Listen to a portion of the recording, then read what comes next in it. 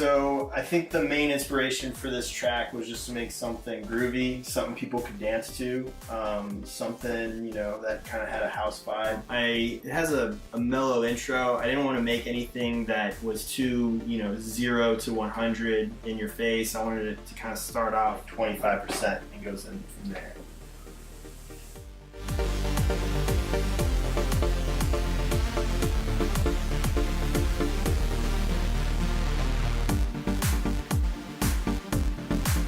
So for the main lead on the intro, what I wanted to do was something that, you know, was written for guitar, but maybe necessarily didn't have a guitar sound to it. Something that, you know, had a lot of a singing sound to it, kind of like a guitar bending or sliding, if you would.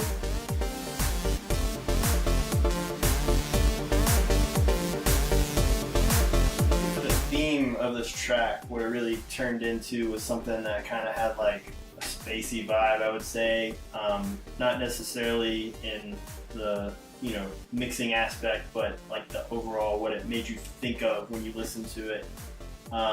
As far as inspiration for what I was listening to at the time, you know, some Martin Garrix, some Hardwell, some Calvin Harris kind of stuff.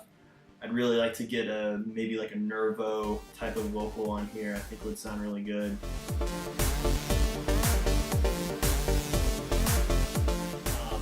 As far as what I was, you know, doing when I was writing it, like I said before, I think I just wanted something that was kind of written for guitar.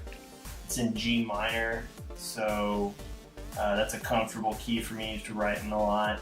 A lot of what you hear is kind of that bend or slide from note to note that has a lot to do with the way I set the synth up.